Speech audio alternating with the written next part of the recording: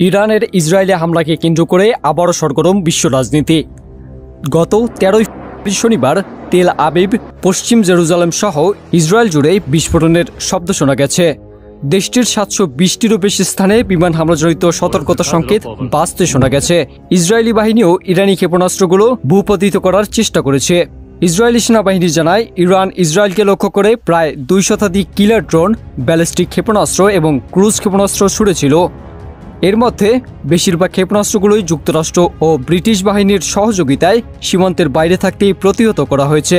Israeli বাহিনী আরও জানায়, ইসরায়েলের দক্ষিণাঞ্চলে একটি ঘাঁটি সহ কয়েকটি জায়গায় হামলা চালাতে সক্ষম হয়েছে ইরান। সেখানকার অবকাঠামোগুলোতে হালকা ক্ষয়ক্ষতি হয়েছে। ইসরায়েলকে লক্ষ্য করে প্রথমবারের মতো ইরানের ভূমি থেকে ড্রোন হামলা আর মিসাইল হামলার পর দুই দেশের মধ্যে এখন চরম উত্তেজনা বিরাজ করছে। এই ঘটনাকে কেন্দ্র করে ইসরায়েল এখন পর্যন্ত আশঙ্কা করছে, ইরানের হামলা এখনও শেষ হয়নি। ইরান খুব শীঘ্রই হামলা চালাতে পারে ইসরায়েলের উপর।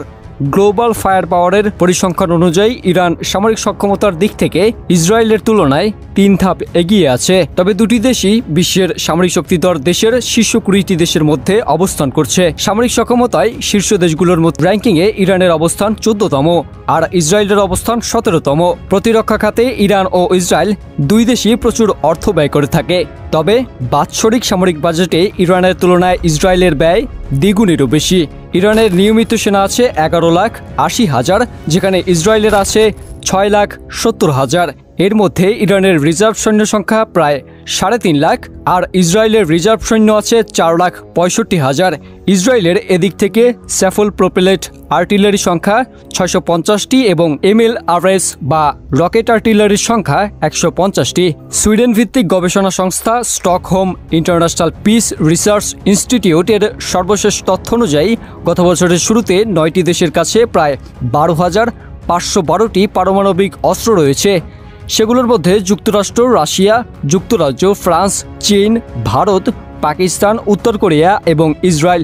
এই তালিকায় ইরানের কাছে আনুষ্ঠানিকভাবে কোনো পারমাণবিক অস্ত্র কখনোই ছিল না।